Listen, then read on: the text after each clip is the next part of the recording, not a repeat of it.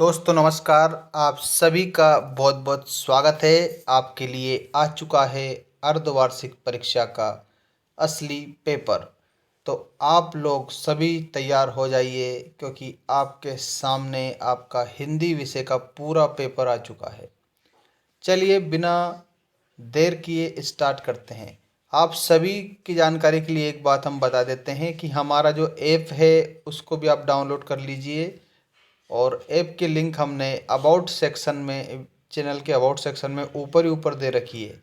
वहाँ पर आप जैसे ऐप को डाउनलोड करेंगे तो आपको सभी पेपर हमारी एप्लीकेशन पर भी उपलब्ध हो जाएंगे। तो आइए स्टार्ट करते हैं हिंदी का आपका पेपर। देखिए, सारा आप निर्देश अच्छे से पढ़कर और हल कर लेंगे, ठीक है। और आप लोगों को अब मैं बता रहा हूँ आपका पूरा पेपर उत्तर सहित। पहला प्रश्न है आपका, सही विकल्प चुनकर लिखिए। कबीर ने ईश्वर के कितने रूपों को जाना है? तो जो कबीरदास है, भगवान कबीरदास जी जो हैं, इन्होंने ईश्वर के कितने रूप बताए हैं? तो आपको बताना है एक रूप। उन्होंने कहा था कि ईश्वर एक है। मीरा अपना सर्वस्व मानती है, तो मीराबाई अपना सर्वस्व भगवान कृष्ण को मानती थी। तो यहाँ पर भगवान कृष्ण आप करेंगे कंप्लीट। कवि के पिता एक बार में दंड लगाते थे, तो यहाँ पर आपको याद रखना है 260, ये 260 बैठक लगाते थे।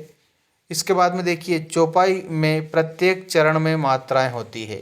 तो जो चौपाई है इसमें प्रत्येक चरण में 16-16 मात्राएं होती है। इसके बाद में चंपा के पिताजी का नाम है, तो चंपा जो है उसके पिताजी का नाम सुंदर था। चंपा के पिताजी का नाम सुंदर आप बताएंगे।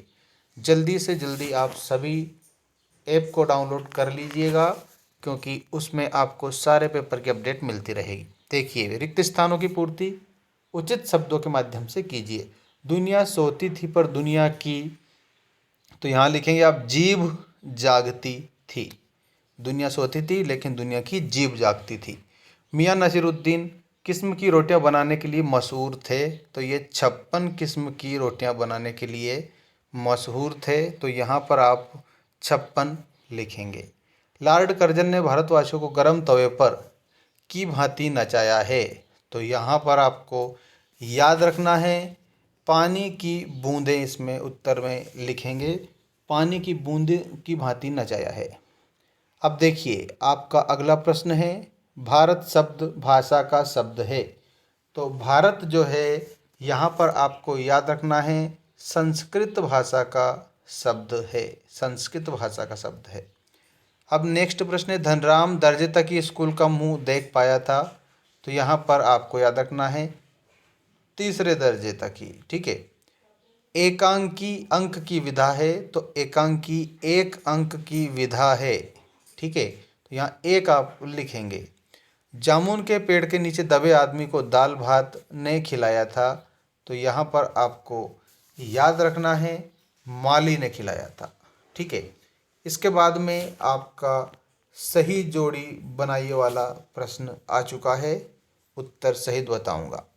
आचार्य रामचंद्र शुक्ल, तो जो आचार्य रामचंद्र शुक्ल है यहाँ पर आप लोगों को सही तरीके से बताना है शाब्दी व अर्थी, ठीक है। इसके अलावा आपको काव्य की शोभा बढ़ाने वाले अलंकार, जहाँ वास्तविक विरोध ना होते हुए भी विरोध का आभास हो, वहाँ पर आपका विरोधाभास अलंकार। व्यंजना शब्द शक्ति के प्रकार, तो यहाँ पर आपको बता देना है व्यंजना शब्द शक्ति के प्रकार। काव्यानंद को कहा जाता है, तो काव्यानंद मतलब कि रस, और समास के भेद हैं 6। और यहाँ पर आपको एक बात मैं बता देता हूँ, जो व्यंजना शब्द शक्ति शब्दी और अर्थी, और आचार्य रामचंद्र शुक्ल काव्य की आत्मा, उन्होंने ऐसा कहा था, ठीक है। अब हम आपको बताएंगे आपका जो अगला जो प्रश्न है उसको एक शब्द या एक वाक्य में उत्तर दीजिए। किस काल को स्वर्ण युग कहा जाता है? तो ये भक्ति काल, इसमें आपको भक्ति काल बताना है, क्योंकि भक्ति काल को स्वर्ण काल कहा जाता है। छंद के कितने प्रकार होते हैं? तो आप बताएंगे 2 प्रकार होते हैं, वर्णिक और मात्रिक। श्रृंगार परक रचनाओं में कौन सा गुण होता है? श्रृंगार परक रचनाओं में आपको बता देना है माधुर्य गुण होता है। माधुर्य गुण आपका श्रृंगार परक रचनाओं में पाया जाता है। राम भक्ति शाखा के प्रमुख कवि कौन हैं? तो इसमें आपको बताना है तुलसीदास। राम भक्ति शाखा के प्रमुख कवि तुलसीदास हैं। समस्त रसों और रचनाओं में जो चित्त को सूखे ईंधन में अग्नि के समान शीघ्र व्यक्त करे वह गुण है। शीघ्र व्यक्त करे, सूखे ईंधन में अग्नि के समान, यहाँ पर आपको याद रखना है वो आपका माधुर्य गुण पाया जाता है। इसके बाद ज्ञान मार्गी शाखा के प्रमुख कवि, तो ज्ञान मार्गी शाखा के कबीरदास जी हैं। कबीरदास जी ज्ञान मार्गी शाखा के। रामचरितमानस के रचनाकार हैं आपके हमारे सबके प्यारे तुलसीदास जी। तुलसीदास जी राम मार्गी शाखा के भी कवि हैं और रामचरितमानस के रचनाकार भी हैं। अब आपके सामने आता है सत्य असत्य बताइए। लता के गाने में करुण रस विशेष प्रभावशाली रीति से व्यक्त होता है, ये सत्य है। भारतीय संगीत शास्त्र का मुख्य वाद्य यंत्र सितार रहा है, तो यहाँ पर आपको इसको सही बता देना है। कुएं की खुदाई और एक विशेष तरह की चिनाई करने वाले दक्षतम लोग चेलवांजी अथवा चेजारो, ये भी आपका सही हो जाएगा। साहित्य संगीत कला से विहीन मनुष्य साक्षात बिना पूंछ के पशु के समान है, ये भी आपका सही हो जाएगा, ये भी आपका सत्य है। अग्नि का पर्यायवाची कृषाणु है। अग्नि का पर्यायवाची कृषाणु 9 2 11 होने का अर्थ होता है वापिस होना, तो ये आपका गलत हो जाएगा। इस प्रकार से आप इसे बता देंगे, ठीक है। तो आप लोगों का ये पूरा पेपर, आपके जितने ऑब्जेक्टिव टाइप क्वेश्चन थे सारा मैंने आपको बता दिया है।